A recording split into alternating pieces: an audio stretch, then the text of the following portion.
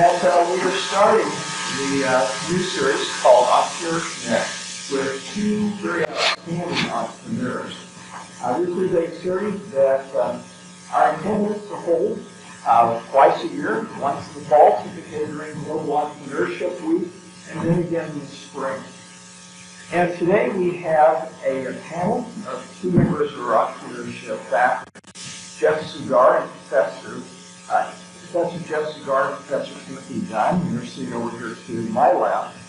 And Dr. Cigar is Associate Professor of Management in the College of Business and Economics here. Prior to his academic career, he spent 18 years in industry, focused on commercial innovation at firms like Eastman Kodak, AT&T, NCR Corporation, Gartner, and other groups. He's actively involved in academic research and publication on topics of corporate strategy, innovation, and entrepreneurship. Dr. Timothy Dunn is an Assistant Professor of Management at the College of Business at Boise State University. His research has been published in top academic journals and centers around the topics of startup financing, innovation, and entrepreneurial leadership. Now, due to our gentlemen who are here as our guest speakers, and really brings some excitement to the campus. We have what has been characterized as legendary Boise entrepreneurs. We have Joe and Ward Parkinson, who welcome you to the College of Business and Economics.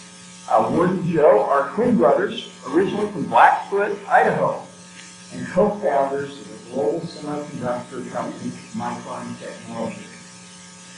Ward Parkinson holds degrees in electrical engineering from Utah State and Stanford University, as well as a law degree from Chicago-Kent College of Law.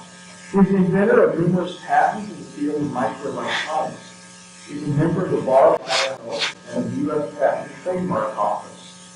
Ward is presently on the board of directors of Blue Cross of Idaho and Chicago-Kent College of Law.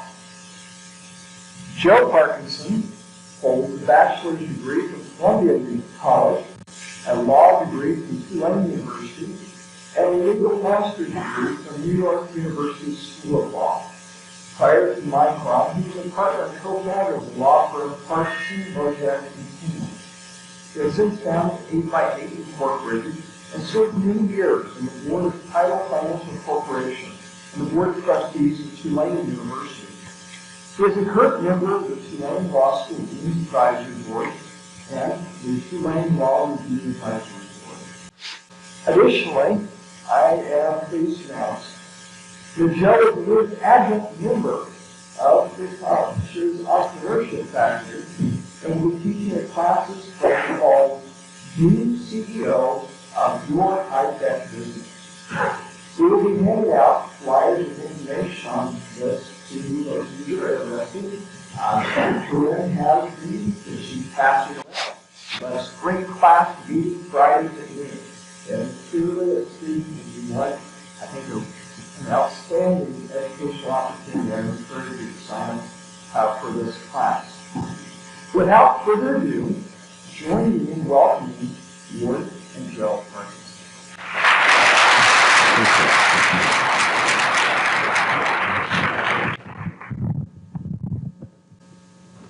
Well, hello out there. Thanks for inviting us today. Certainly Joe and I are honored and really appreciate the invite from Corinne and Dr.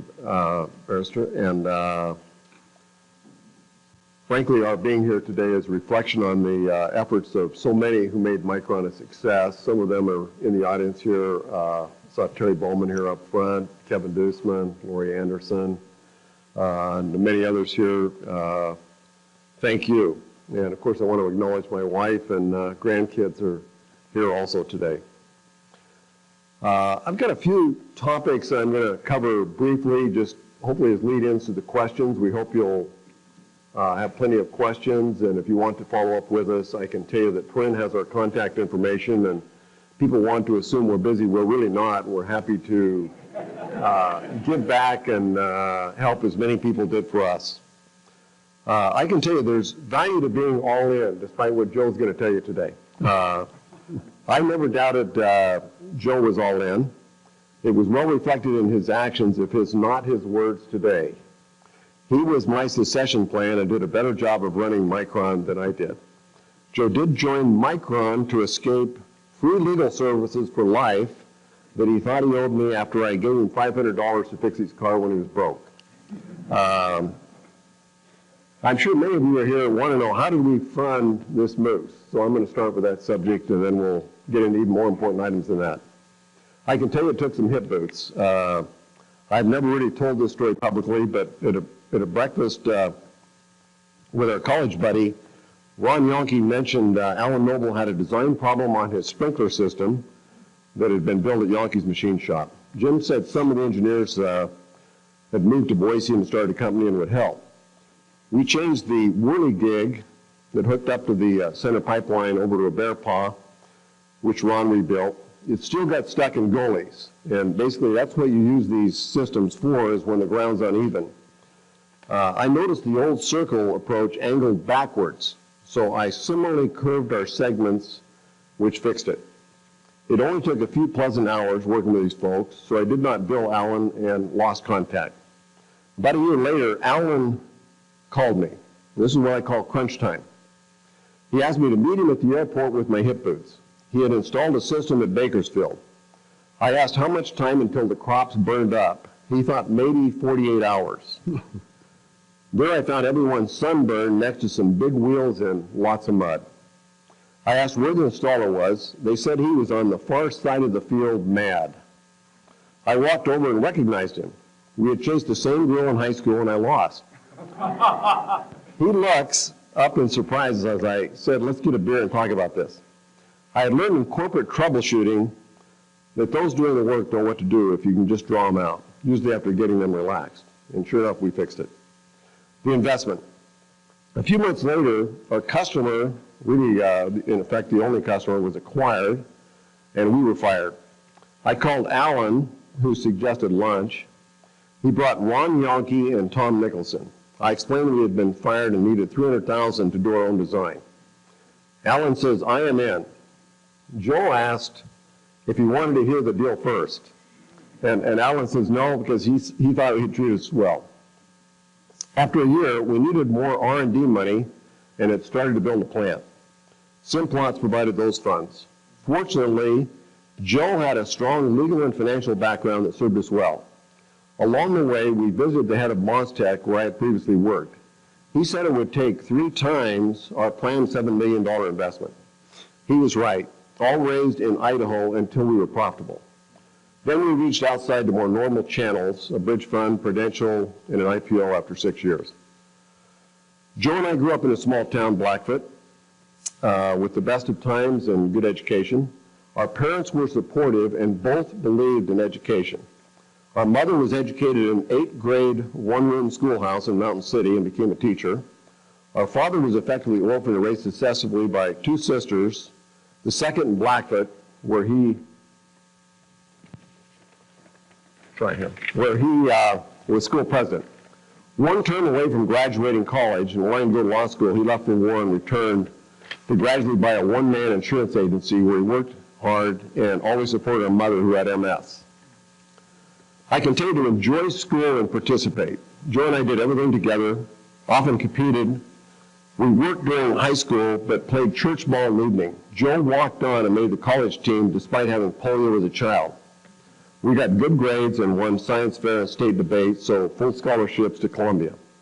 I hitchhiked there 3 times, which motivated me to start a charter flight agency. The value of a second effort. I called airlines to rent a plane over Christmas for students on the West Coast. By the 4th call, I had a plane with nothing down.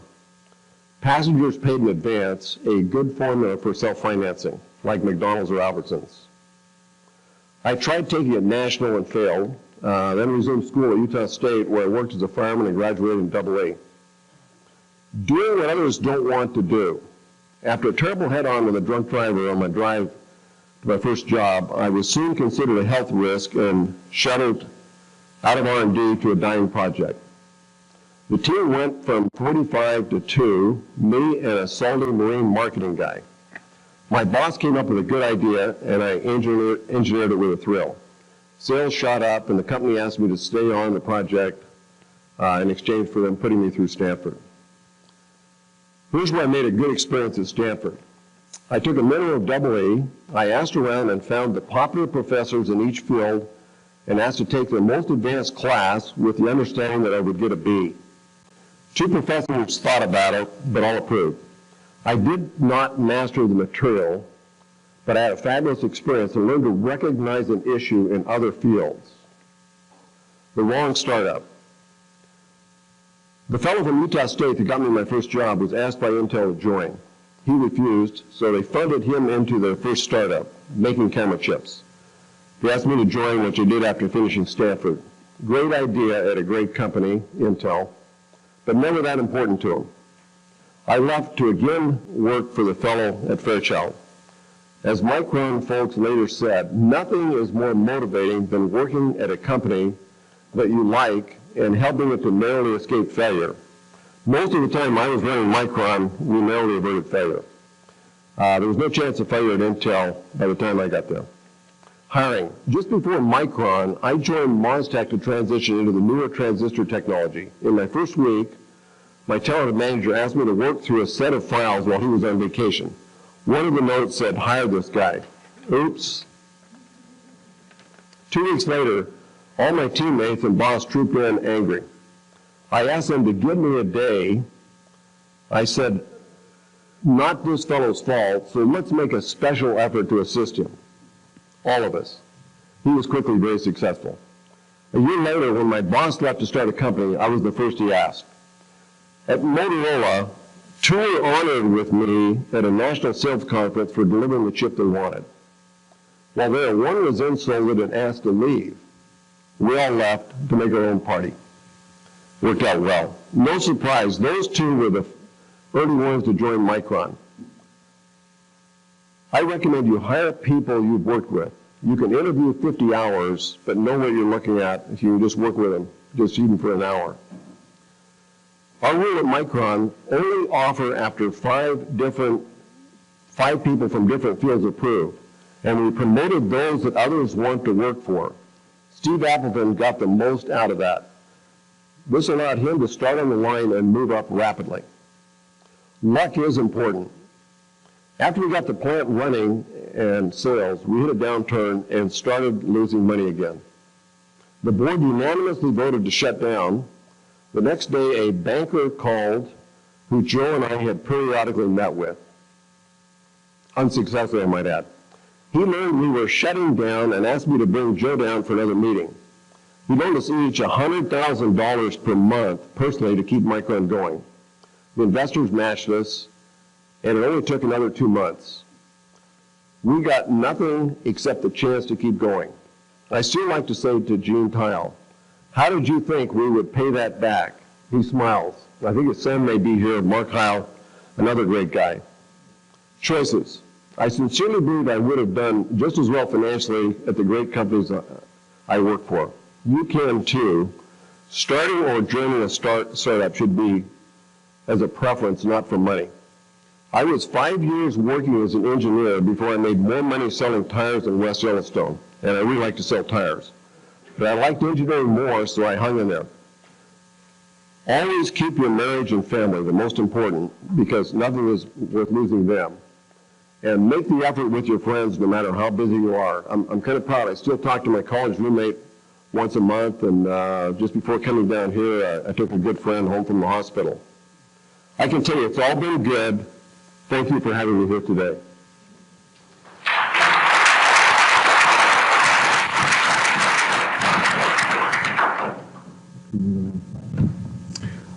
Let me start by saying that I know why Gene Heil thought we'd repay it. I told him I would rob 7-Elevens if necessary to repay. You forgot that one. I was just thinking, too, that for the first time, it never really dawned on me that I've been following Ward all my life. I was 2 minutes out of the womb after he was. And I want to emphasize that Micron was his baby, and I was really glad to be along for the ride. But first, I want to, acknowledge the dean, and thank you for pioneering this program. And I think Professor Buchanan's probably here somewhere. He's been a key factor for me. I really appreciate all he's done. And Perrine is just unbelievable in getting everything organized and taking care of all the details. We have a lot of plants in the audience from Micron, as usual, just to make sure we get a lot of support, right? And I thank all you people for coming. I'm reluctant to recognize anyone because I'm afraid I'll miss someone, but I want to particularly, you got to raise your hand, Kevin. How many years were you at Micron? He just retired this week. 36 and a half. Yeah, 37 years. And I see our old friend Terry Bowman, who was, I guess you were a senior when we were freshmen. Is that right? I'm trying to remember at Columbia. I think that's right. And a real role model. He was a star athlete. He was on the rowing team, and he was from Pocatello. So he thought he was a big shot because they looked down on Blackfoot. But anyway, I want to, get on to the. We're not giving you a blow-by-blow of what happened to Micron. First of all, to me, it always seemed to went really slowly, but everybody thinks it was fast, right, Ward? But it just seemed like things were very slow to happen. But when I think back on hindsight, but again, growing up in Blackfoot as Ward and I did, I developed a great aversion to fighting because I watched some really bad fights with some heavy damage delivered. Ward and I still got into a few with some others, and the same in business. I always felt like we should avoid fighting if at all possible. But again, it seemed like a few always happened. In fact, Micron, I was thinking about it, came out of a fight. Tech was suing Inmos. Ward was supposed to go to the startup Inmos, being funded by the British government to the tune of $200 million, which would be the equivalent of $1 billion to $2 billion today, so it was a lot of money. And when he and the others left Tech, they got sued. And it was kind of clever attorney handling this because the way I visualized, I don't know what happened, but the way I visualized it is he had this long complaint alleging everything in the kitchen sink. I mean, one of my, what I thought was just so flattering of Ward and the gang was, he said they were monopolizing the talent for semiconductor design. It was some kind of an clever antitrust claim that they were the only ones in the world that could do this stuff. That's basically what they were saying in the complaint. But anyway, it was Tech versus Inmos. But this clever, probably a young lawyer, he gets over to the courthouse, he's getting ready to file. This is where I imagine it happened because, and he thinks, Inmos has not been funded yet. So we're suing an empty shell. There's nothing there to shut down. And so he was alert enough to have carried a pen with him, is the way I visualize this. And he takes out the pen with no allegations or anything else, and he just writes in these names: Paul Schroeder, Ward Parkinson, Dennis Wilson, Doug Fidman, Dave Wooten. And that's how I got into the semiconductor business. Ward got named personally, and Inmos had these great lawyers out of Boston, Hale and Dorr. But Tech had gotten a temporary restraining order, which is ex parte. One side only has been heard. Ward and the gang had not been heard. So they were supposed to get a hearing within 10 days. And these lawyers kept granting extensions. They were, for good cause. I mean, they were trying to get ready. There were 50,000 exhibits and I think 20 or so key witnesses. And so they kept granting extensions. Well, Ward's attitude was, I haven't done anything wrong. I didn't steal any of Tech's technology. In fact, I'm going to pursue a chip I'd never done before. He'd never done a DRAM. Is that right, Ward? Yeah. And so, anyway, he called me, and I got on the next airplane. I flew down. He says, what you need to do is just represent me and make sure there's no more extensions. That we have this hearing, get over with, we're going to win it. I said, okay. So that's basically what we did. The other individuals kind of bought onto that too, and so before long was representing all these individuals, I think except for Paul, maybe, the president. And the British government had this representative in from London, and kind of overseeing things in theory, but we never saw much of him. In fact, I never seen him at all. And I got a call from him, and he said he wanted me to come to his hotel room. Late at night, he says, as late as possible, come to my hotel room and make sure you're not tailed. Well, that was so he didn't, that the process server didn't follow me over there and get him served and bring him into the action. So I said, well, I'm going to have to bring my clients, the individuals. I'm not going to meet without them because they're the ones who are going to make the decision. So we showed up in his hotel room, and he says, what will it take for you to go back to Boise and get out of this thing? That's how much he liked me. So I said, well, the individuals are the ones that are facing loss in this situation. If, they're the only ones that are really exposed because you never submitted to jurisdiction. And so I said, I think it's only fair that rather than getting bankrupt, that they have some indemnity from you. And you're the ones that's going to benefit, if this thing works out. And he says, look, forget that. He says, if they did nothing wrong, we're going to win the lawsuit. He says, if they had done something wrong, we don't want to pay for those damages. He said, we don't want to be in the hook for it. I said, well, let me tell you something. I'm from Idaho, and we have a saying which is, you don't get up in Chicago on the way to New York. And we got up and we left, and we went on and did the litigation, and we won. Due to the good lawyer, actually the Boston firm was fantastic. They were terrific. But once we had won and the individuals were free of the lawsuit, it didn't take much of Ian Barron, the guy out of London, and the in-laws guy. So Ward decided to gather up Dennis and Doug and bring them out to Boise. And that's basically how we started Micron, which was, like I say, one of the first of many fights that I recall. And I would say another of my favorite fights that I recall was, again, I'm very dead at first, as you're going to hear later if I have time to get to it. But in the early going, we were dealing with Idaho first. Actually, they were not our first bank. I'll get to that too. But we had a $30 million line of credit. And we'd already drawn about $25 million on it, and then the Japanese started dumping on us, and we had a price war, and prices was collapsing, the business, Cherry Bowman, I seen lying out there because he was trying to sell chips, it wasn't real easy to do against, because they had no bottom. Right, Terry? There was just no bottom. I mean, he was the head of sales.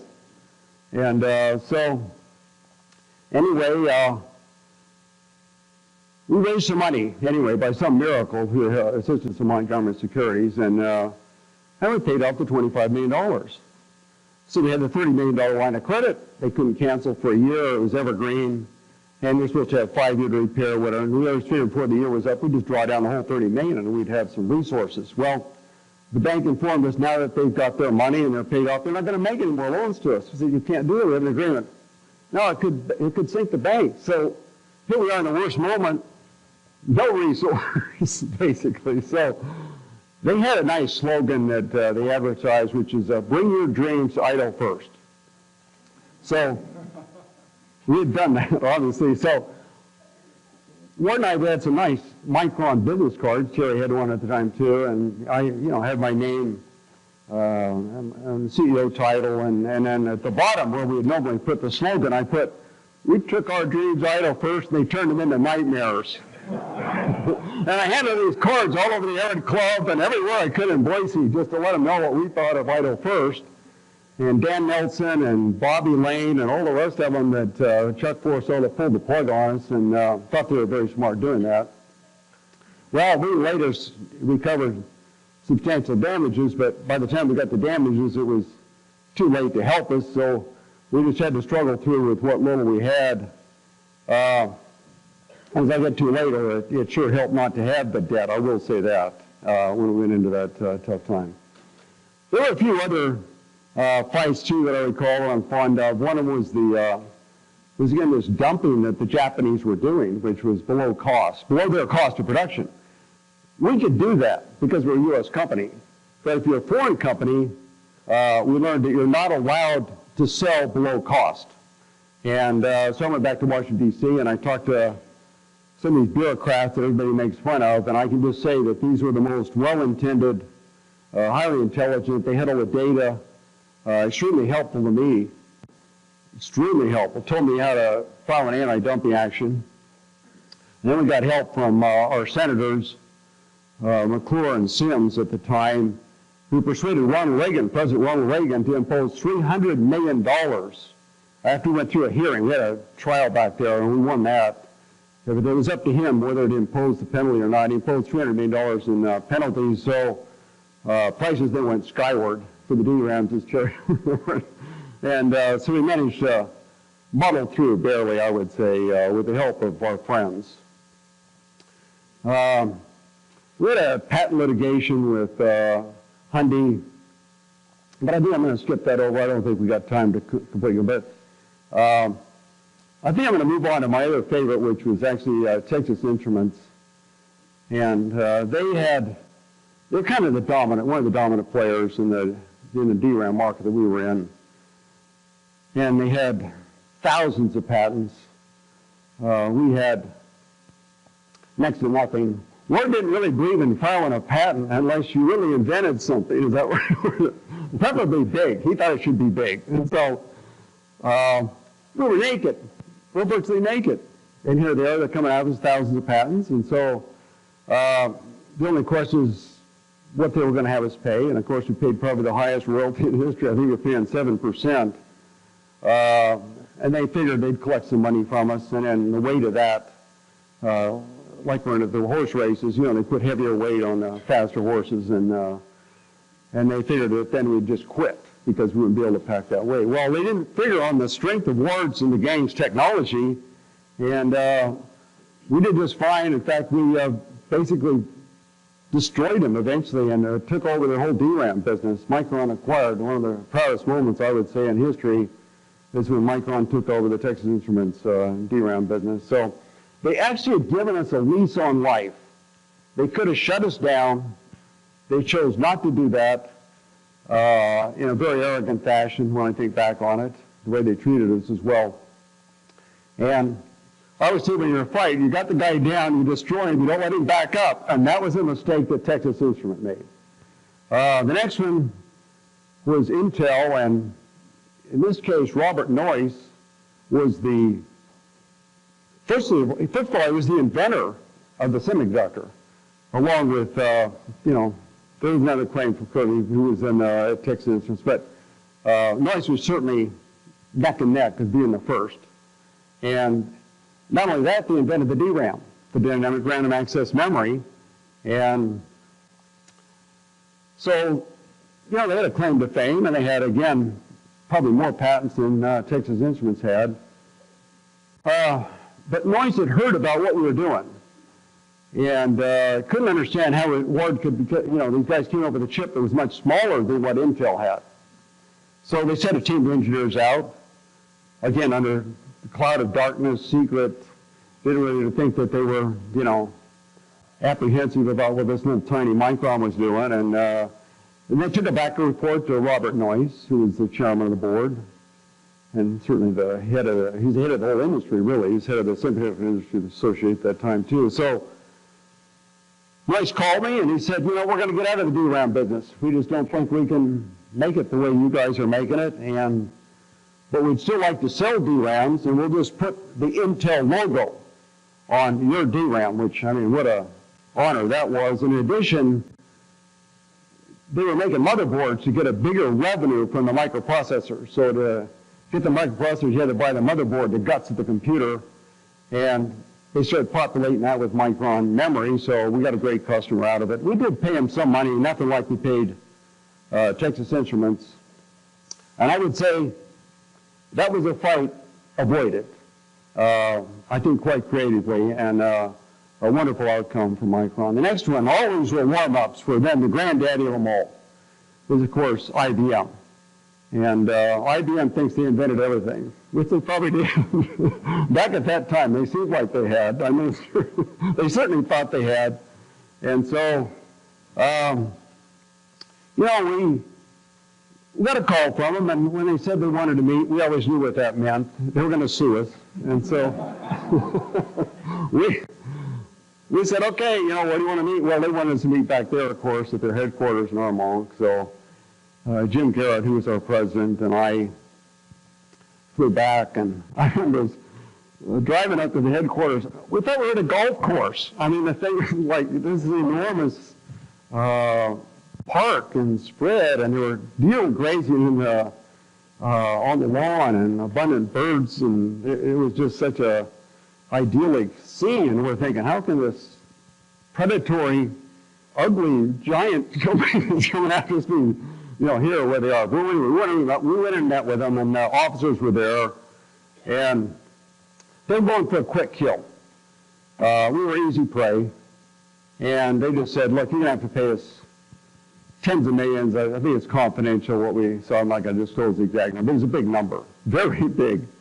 And so Jim Garrett and I would step out. The way these negotiations go, you talk, and one party goes out and visits a little bit. We would be wiping the perspiration off our head, thinking this is near death. And so we went back in, and the only thought I had, I said, would you be willing to lift the kimono?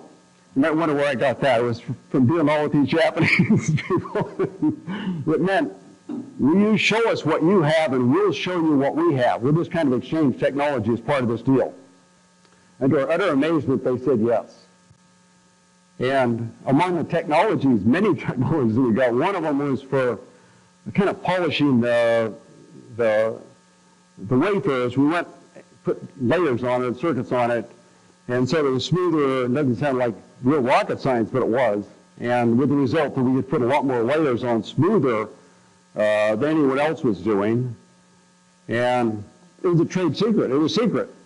And it didn't go out to the world for several years. And we once calculated that we figured we saved at least $1 billion during the time that technology was kept secret.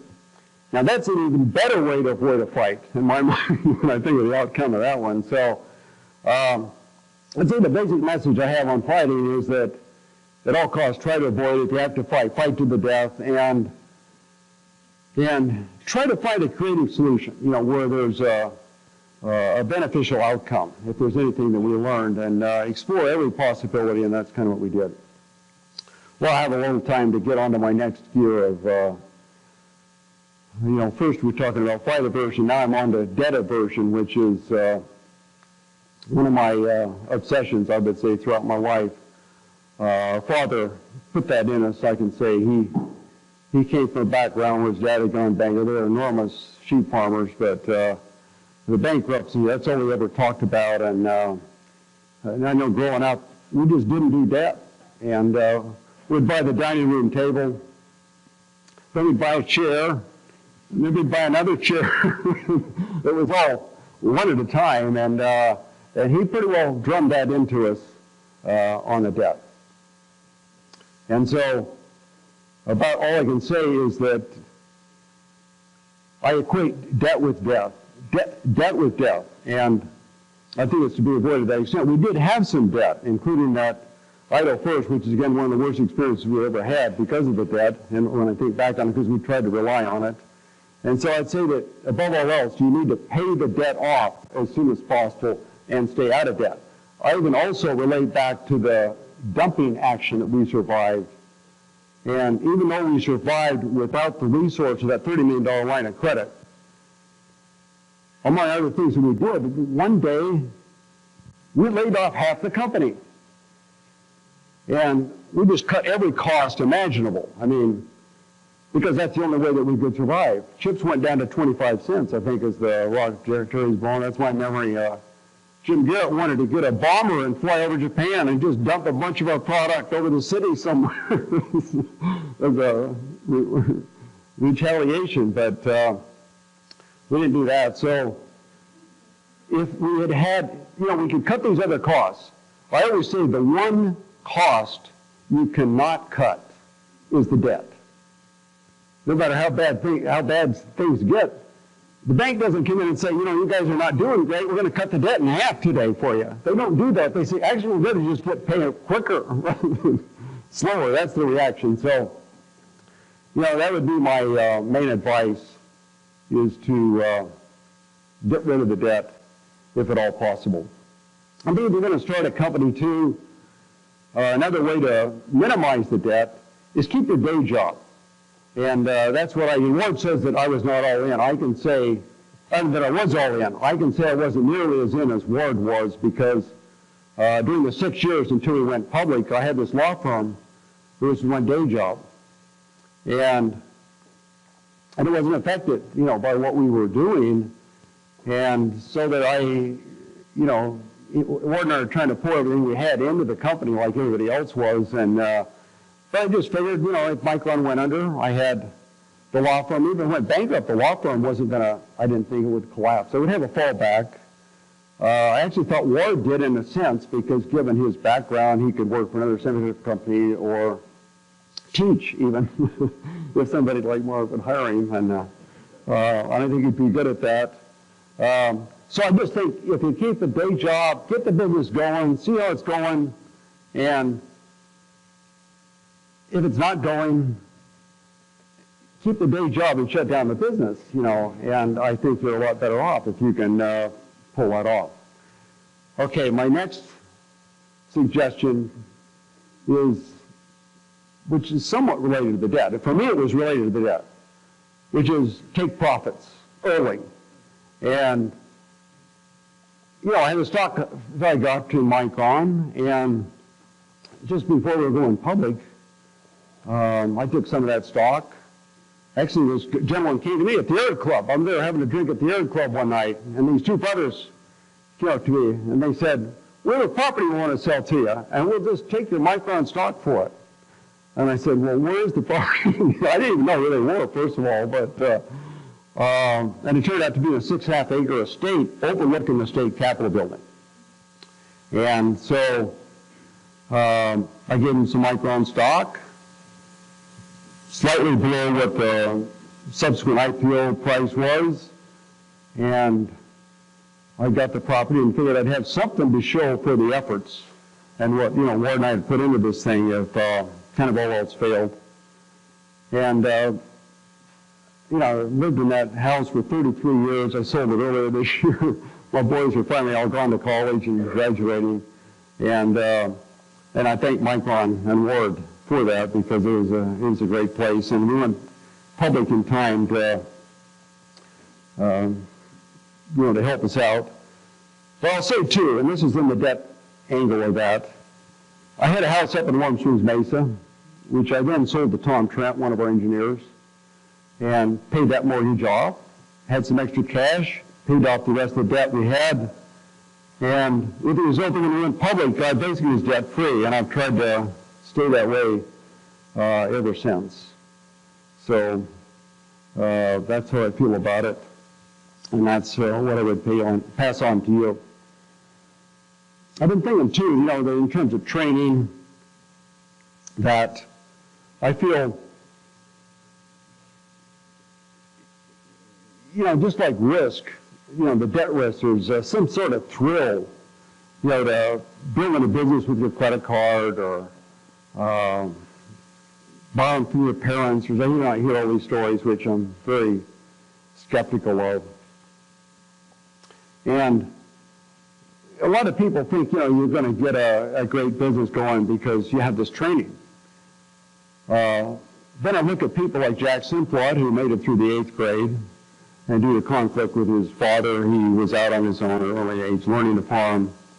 And he eventually invented the frozen French fry, or his company did, and he also had this very creative pipeline from up around Soda Springs down to Pocatello, where he'd slurry the phosphate down to the fertilizer plant, and then the gold mine, the Dominican Republic, again, these things were high tech. And, that when I retired, there was a cover article in Fortune, and Jack Simplot with that 8th grade education at that time had the second largest gainer on high tech after only Bill Gates. So, that just shows you that if you learn on the job as he did, and you're open to ideas and look for better ways to do it, there's no limit to what you can do. Ron Yonke, same thing.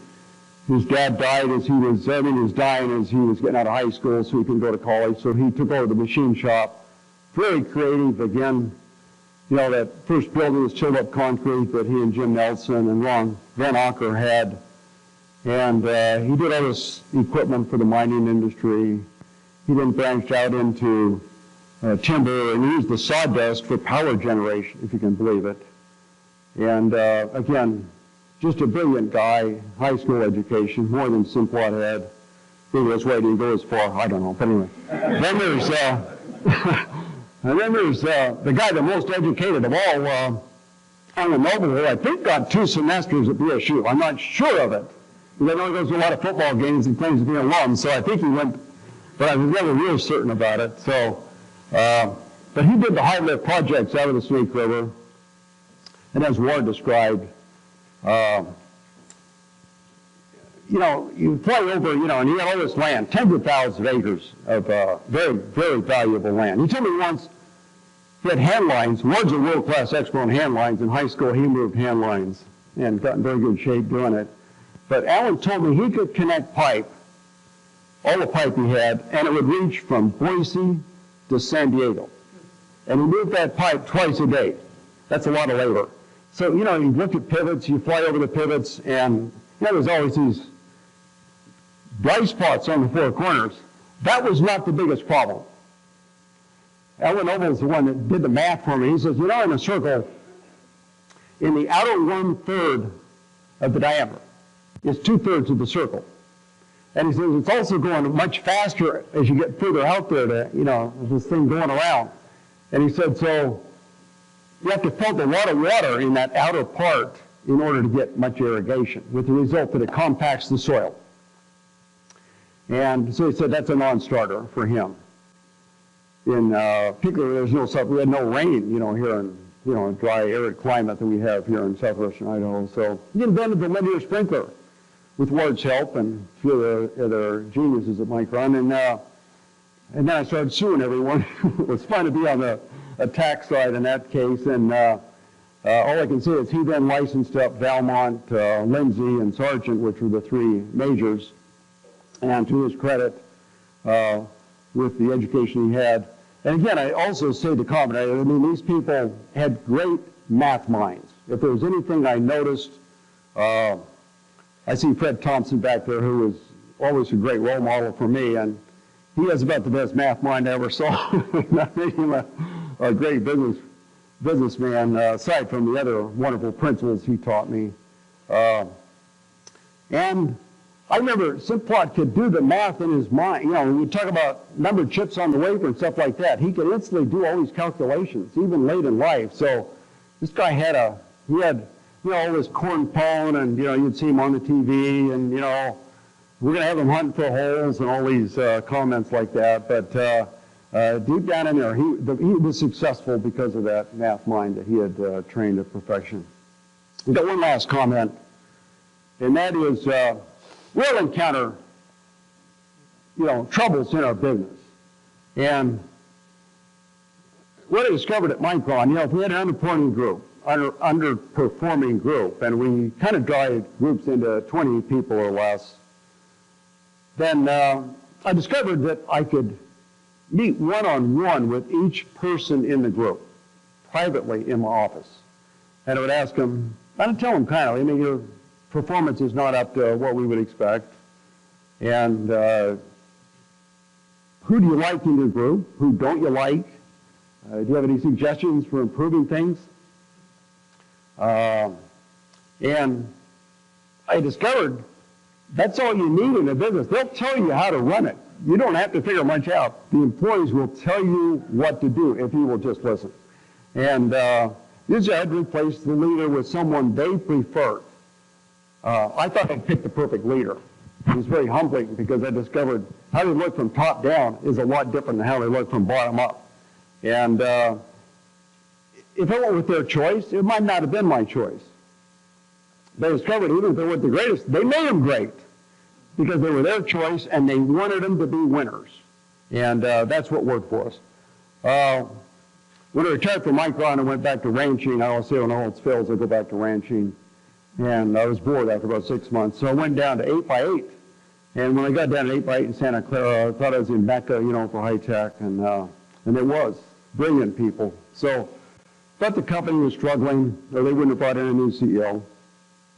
So I did one-on-ones with everyone in the company. That's the first thing I did before I made any decisions. Flew over to London, one-on-one with the people in London, Santa Clara, and same experience. I asked him, who do you like? Who don't you like? Where's the troubles in the business? What can we do differently? Who should I promote? Out of those came my vice presidents for marketing, engineering, production. Best of all, I asked him, do you have any ideas for a new product? This product we're doing is pretty good. It's a video chip, but not many people are doing video. And so Doug Bailey came up with the idea that we do a video phone, do it ourselves. They had these huge systems that we were selling into, and we'd be lucky to sell 100 chips to a company. And so we put our chip. By this time, it's literally a computer on a chip. We had the video, we had the static RAM memory, we had all kinds of stuff on there.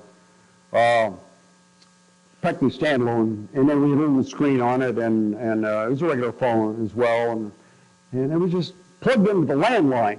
This is back in the days of fax. This is long before, but we were doing email. Ward got email going early at Micron by that technique, and so I was, you know, we were doing videos. They were slow videos, as you can imagine. It's like sending pages, but you know, I could call up my mother who suffered from MS, and she looked at her. I could actually look at her, and we had an auto start on it. So I could turn it on myself if she was unable to get out of the couch or something like that, and I could see her, and I thought it was thrilling.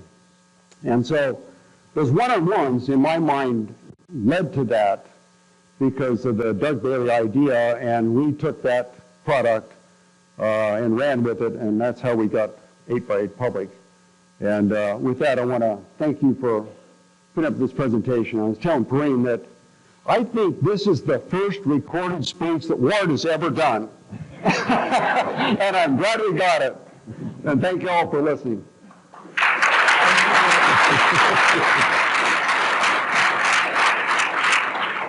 Well, at this stage, we're going to turn to our faculty to begin with questions. The students, I encourage you to be thinking as well. And we're going to be coming out into the audience and seeking your questions. But Timothy Gunn, you've got the microphone, so you're on. I think you're on. Ward and Joe, I just want to thank you guys for both coming here and being with us today, and for your support of Boise State and the College of Business in particular. Thank you. So each of you touched a little bit on some things that you do in the hiring process. But we know that startups often struggle to compete with larger organizations when they're recruiting, selecting, and to some extent retaining top talent. How did you approach each of those elements to keep your best people? I can't hear the question. I would say slowly. I read this book once about Data General, where if you grow double every couple of years, the person on your left and the person on your right will be different within about 5 months. And we felt like we were willing to grow in a business sense, but very reluctant to grow on the personnel front. So having had that experience I mentioned earlier at WasTech, our thinking was get consensus above all else of those that are interviewing the person. Anybody could say no, and that would mean the person could not come, as unfair as that may be. And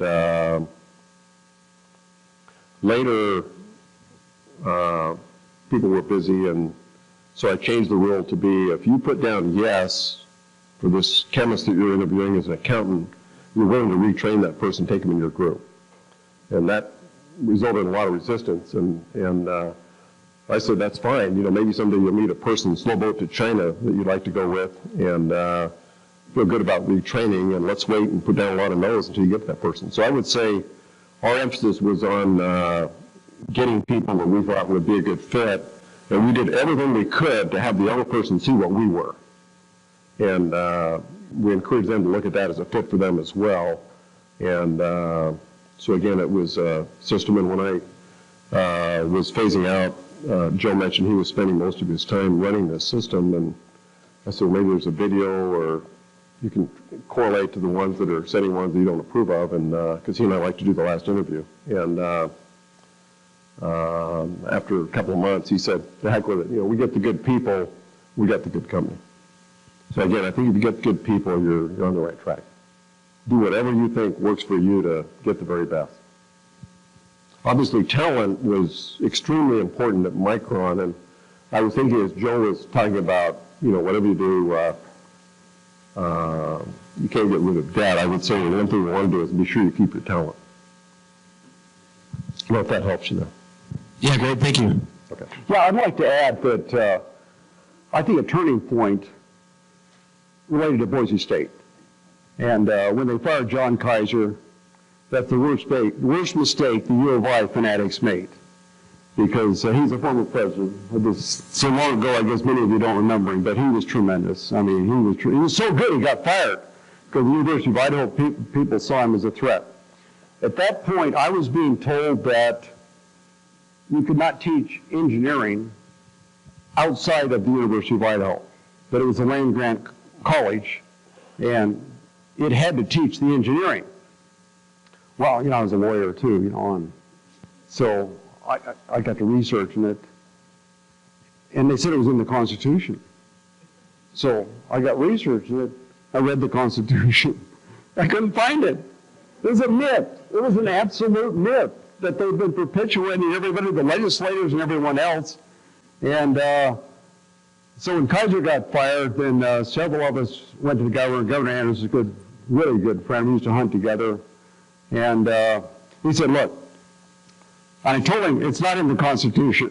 We can do it. And he said, we'll just keep appointing new state board of education members until we have the votes. And that's what happened, and that's how we got the engineering. And it was about the time we made a deal with him to build a bridge, you know, across the Boise River down here too. And I would say the young Turks, you know, of the tech, like Ward was when we were first starting, I mean, they want to do research, they want to teach, okay, and we had no outlet for that. And so that was one of our biggest obstacles. So Boise State cleared that obstacle when we got engineering going here, and we're forever grateful, and our job got a lot easier when that happened. That's great, correct. Engineering is in the back here. I'm very happy to hear that. And the University of Idaho has regretted it ever since. Well, one thing too on retention, following up, I think that's some of Joe's thought there, is that we find when somebody joins a Micron, and when you're getting out of college, you know, I'd ask people what they want. They'd say, I want to have a career. And I'd say, well, unfortunately, they don't really teach you how to do that in college. Probably what you're looking for or really doing is trying to find a job. And if you're lucky, it's with a company where you can learn how to have a career. And I would say within 3 years of people joining Micron or any high-tech company, people want more education, period. I mean, it's maybe a third want HR, management, business, engineering, but they want more education. And in our industry, we find it's moving so quickly that if we send the person away, even if we pay for them, we send a fellow to Harvard, less than half come back. And if they do come back, their career has been disrupted. So for us, it's much better to meet the need locally on a part-time basis so you can keep your career going, and you still got a basis to change careers if you want. And I've encouraged several people over the years that feel like it wasn't acknowledged to, well, just quit and reapply at the company. And they did that very successfully. So again, I think from a retention standpoint, we can't thank BSU enough. Very nice. Appreciate that statement. Thank you. And we'll turn to our next question with I'm going to ask kind of a follow-on question since you guys just kind of prompted this. And, you know, there's clearly a kind of a marriage between Boise State and Micron. And So maybe we should prompt you for some comments on the role of universities kind of going forward in the growth of an entrepreneurial ecosystem, particularly here in Idaho. How can you, how? Well, first of all, I would say in the first several years of Micron, it wasn't on anybody's roadmap. We were just trying to succeed, or not fail, to be more accurate. But as you do get a sense of success and really more people around you, as I mentioned earlier, that need for education comes. And we looked around. When in doubt, we'd hire a chemie. I always thought those were the best engineers, even though that wasn't what I was. And they didn't have semiconductor engineers in those days. And so I remember flying up to the University of Idaho and trying to win over the dean of engineering. Actually, he was the chemie, top chemie, and he became the dean. And I said, you know, I'd like to, and I had my daughter with me. I think she was maybe 6. And I said, I'd like to win you over, and maybe you could direct, you know, some of your best chemie students my direction. And he looked at me and he says, wow, why would I send my best students to a pissant company in Boise I've never heard of? Okay? Right in front of my daughter. I'm like, well, I got a big challenge here. Believe it or not, I won that guy over. I would say he and I went on to become very good friends, and we hired, I think, 3 chemies that year from them, and all were terrific. So, again, it goes back to that second effort. You know, if you got a thin skin and you're going to get insulted, you definitely don't want to start a company. I can tell you that right now. But, again, I think by way of retaining people and meeting needs, you got to do that. I developed a close relationship with a couple of companies, and one of which, by the way, was IBM. And they said, work with the universities, do projects with them, but always remember, we're only going to take half your money. And I never did figure out why, but it was so true. You know, we did get these projects defined and try to build relationships.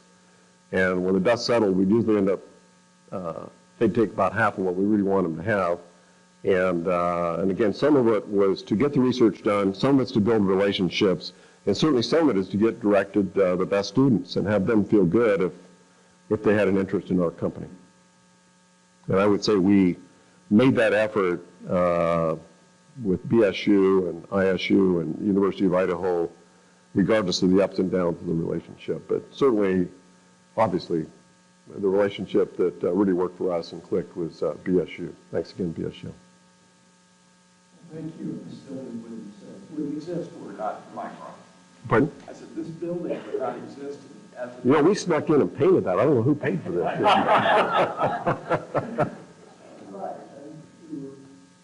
We got the microphone over here, Okay. and the microphone over here. So if you have a question, raise your hand. I can come up the middle as well. There's a brave one in every crowd. Hi, I was just wondering, because stepping out as an entrepreneur is so risky, when did it stop being scary, or did it ever stop being scary? I'd say for me it stopped the day I retired. I was always scared silly we were going to fail, to be honest with you. And we were in a business that was a capital cycle, so pretty much like one analyst said, every 4 years, plus or minus a month, and you could trade on that. And, you know, Joe and I didn't spend a lot of time talking about these things, but generally we tried to guide things so that each downturn would be less bad, less threatening, and I really think Joe had one downturn where they actually made money later on. And I would say that was our goal, and certainly our conscious thinking was that if that meant we didn't do as well in the upturns, that would be okay. And then, of course, when you're upturns, it really isn't. You want to do the best you can. Okay.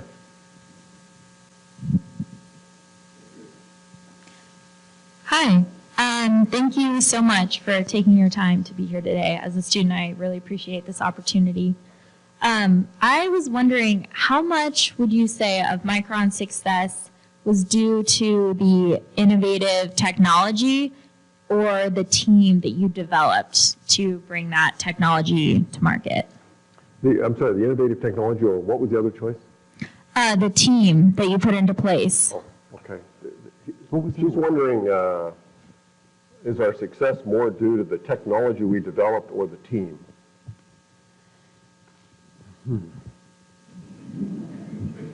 I'd say both. you got to have both. Pretty hard to separate it. I mean, you're going to get the technology with the team or not. And certainly, the team makes it happen. And, the saying in the venture capital world that there's starters and ones that can run, and, I think we had both. We had a lot of people that could do both, get it started, get the technology rolling. But I will say that, just to make it clear, why I say both, because, obviously we love the team, and the team turned out to be a world-beating group, in my judgment, is that, at the time, I don't want to be too technical with you, but the chip was, you had a little, rectangular sized chip, and it has one line at the time went down the middle and one line went that way, so that made it a 4-array. And these were X and Y axes, was how you access the bits that were interspersed on, each side. And so the 4-array gave you a quicker access to those bits, but it also added to the size of the chip. And Ward and the gang had their idea of trying to do a chip that was a 2-array. And that way it would be smaller. The only question was, would the access time be fast enough? And they thought they had a way to get that. So we came into the business with a winning idea that turned out to be the way the industry went eventually. And then he had a great team. He attracted a great team. But I think the idea helps attract the team, too. These people believed. Don't you think? Yeah. And again, it's once you're rolling, it's obviously the team. I can tell you that. And, a team and a good environment can have good ideas. I keep smelling at Kevin back here.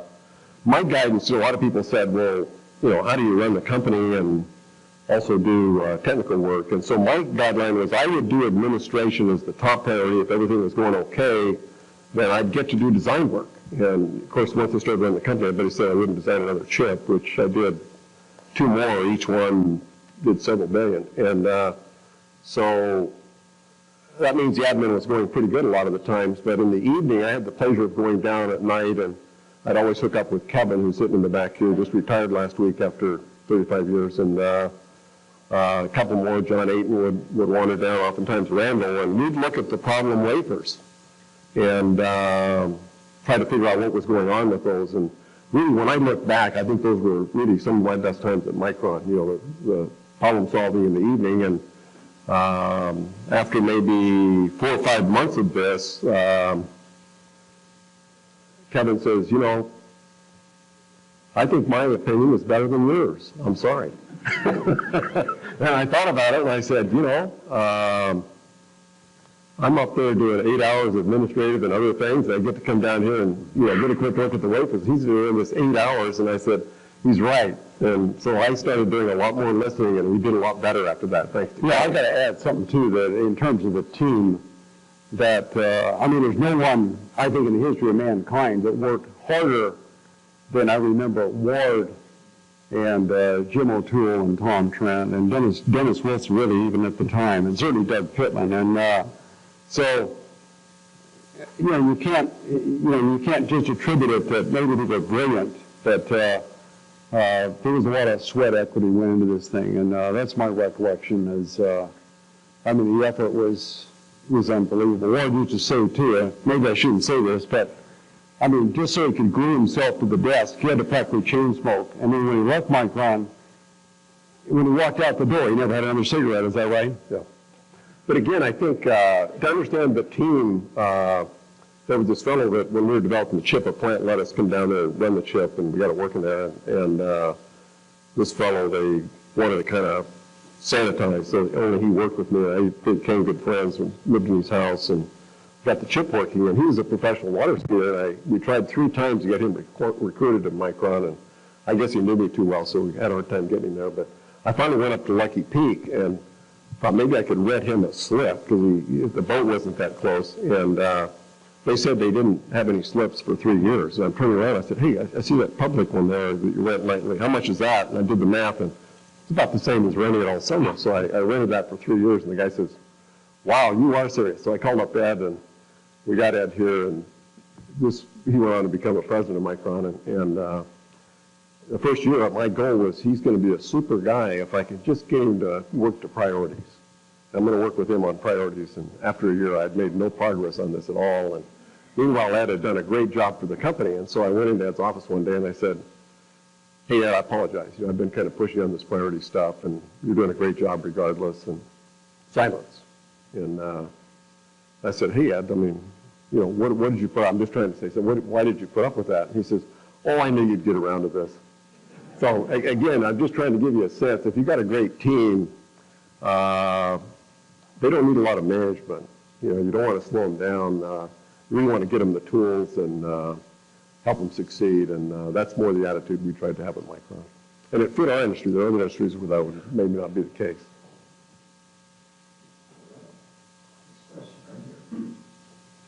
Hi, thank you guys for coming in. So I have a two-part question.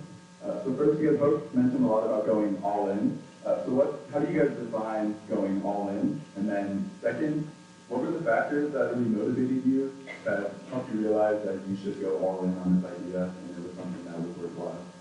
Well, first, Joe gave me his prepared remarks, so I had a chance to realize that I could undercut him with that comment that he claimed he was not all in. And the Cowboys always say never go first, so I had the benefit of cleaning up. Let me tell you what his definition, he's trying to pretend here he was not all in. If you can imagine, these are very mature investors, have seen it, we've run it, we've produced it, we made a little money, and now we're losing our shirt. And their considered judgment, they liked us, they knew we'd done them a good job, was we need to shut this thing down. And I can tell you, my thinking originally was if we ever lost one investor, we'll never replace them because these are great investors, and anyone incoming would look at it and say, well, if he doesn't want to be in, I don't want to be here. So we're going into shutdown, and it doesn't look good. And this banker, I swear to God, out of the blue, calls me up and says, come on down to the office, and he's going to loan us $100,000 a month, and you can do the present value of what that would be per month. I think Joe and I were probably making maybe $50,000 a year, and Joe gladly signed on, and we got nothing for that. Okay, and we had no idea how long that'd go on. I said to the banker, how long are you going to do this? And he says, we'll take a look at it monthly. And we had no idea when the market would turn. It turns out it turned in 2 months. So that's Joe's definition of not being all in. So you help me out with that one. I'm not going to let him get away with that one, sorry. Now he's got his own opinion. Darn it. Go ahead, Joe. No, that's...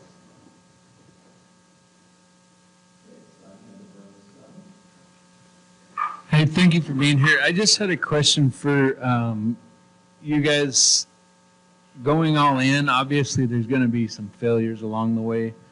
In the legal team and the engineering part, what were some of one of your biggest failures, and how did you turn that around for the company?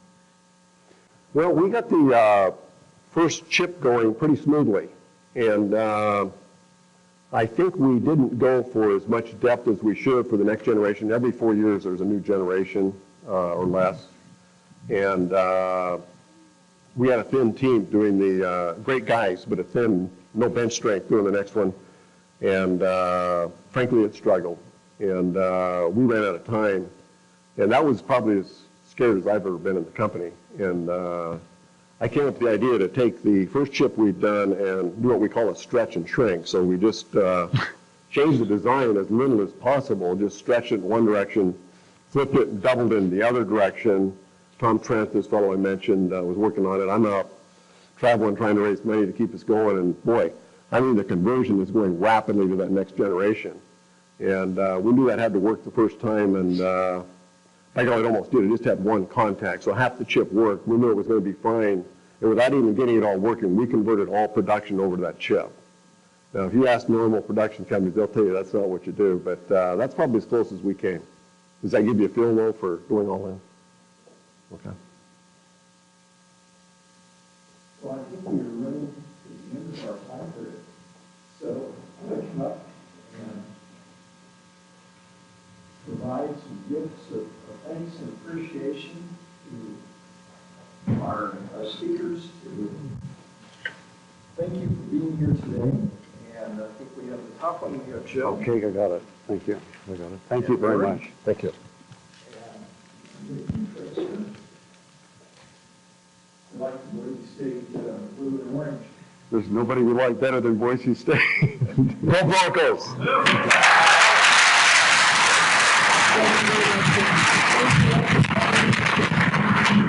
Let's mark this day and this kickoff to this lecture series.